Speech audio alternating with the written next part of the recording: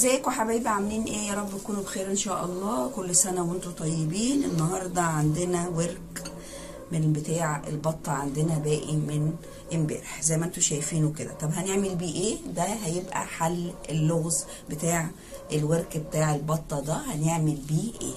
هنعمل بيه ايه؟ زي ما احنا كده شايفين فصصناه اهو. هنفتحه، هنشيل كل الجلد ده وهنقول لكم بس عن المكونات دلوقتي معانا، ونفصص ونقول لكم هنعمل بيه ايه. بس زي ما انتم شايفين هنفصصه. ده هيبقى حل اللغز بتاعنا. هنعمل بيه ايه بقى؟ هنعمل بيه طاجن رز معمر حادق، هيبقى تحفه. ايه المكونات اللي عندنا؟ عندنا رز زي ما انتم شايفين كده بالشكل ده، مغسول ومنقوع 10 دقايق، مش اكتر من 10 دقايق، رز بلدي. ايه كمان؟ عندنا شوربه.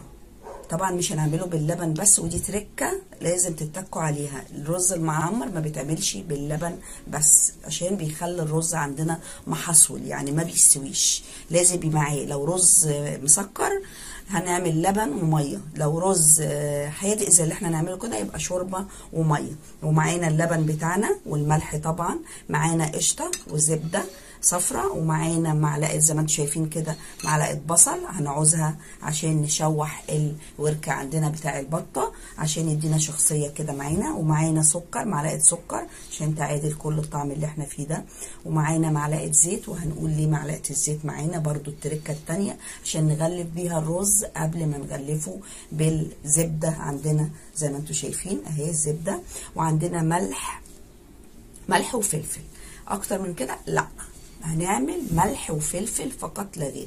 الشوربه عندي منضاف عندها كل البهارات والتوابل والمرقه او اي كل حاجه بقى في الشوربه بتاعتي الجميله دي. يبقى انا مش عايزه كميه مكونات كتيره عشان عندي الرز يبقى طعمه شارب كده من القشطه عندنا والسمنه اللي هي الزبده بتاعتنا الصفراء. هنعمل ايه؟ هناخد على النار بتاعتنا كده بعد التفصيص نفصص كده الوركه عندنا ده كده ايه، نعادل اهو. هنفصصه كده بالشكل ده،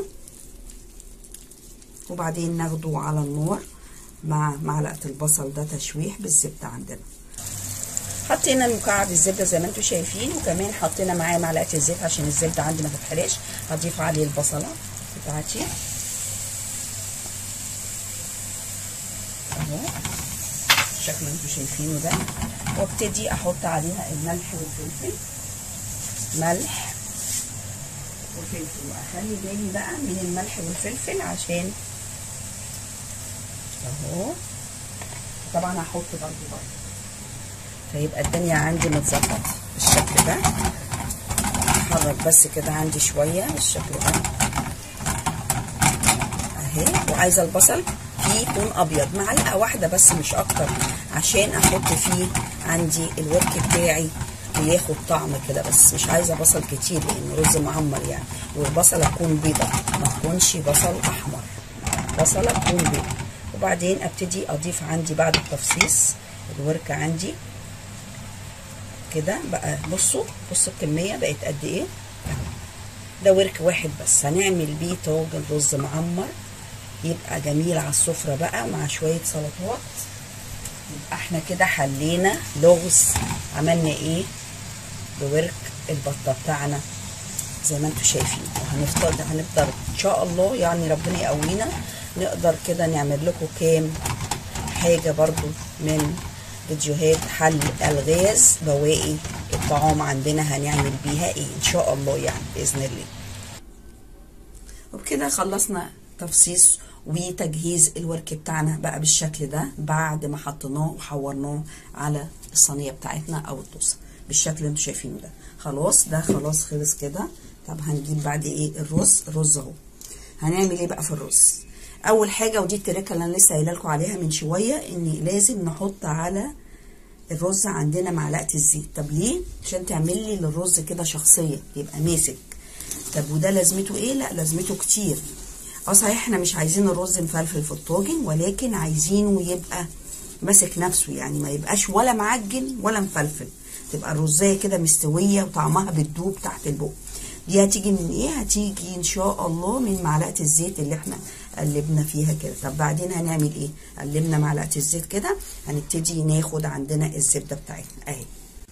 هنحط بقى ال3 مكعبات زبده دول ونبتدي كده ايه نفركهم الاول مع الرز. يبقى حطينا الاول ايه، حطينا معلقه الزيت وبعدين ابتدينا نفرك كده بيها. طب تاني حاجه حطينا ايه، حطينا معلقتين اللي هو 3 مكعبات زبده عندنا عشان نغلف بيهم كده الرز. هنحط ايه دلوقتي، هنحط الفلفل بتاعنا اهو كده، وما ننساش ان احنا حاطين على الورك بتاعنا واحنا بنحوره مع معلقه البصل. وهنحط ايه كمان، هنحط ملح.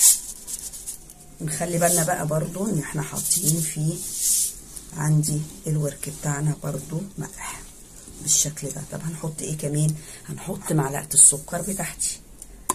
ليه؟ عشان تعادل ليه الطعم ويبقى طعم الطاجن بقى جميل حلو جدا ان شاء الله هيعجبكم باذن الله. هنحط ايه كمان، احط بقى كمان معلقه قشطه.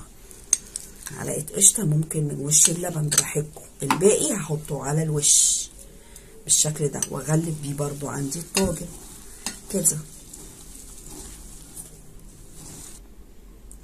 خلصنا الرز زي ما انتم شايفين وفركناه مع بعضه بكل المكونات بتاعته. جبنا الطاجن بتاعنا. طب هنعمل ايه في الطاجن، برضو هناخد مكعب من الزبده ونمسح بيه الطاجن كده، نغلف بيه كل الطاجن بتاعنا.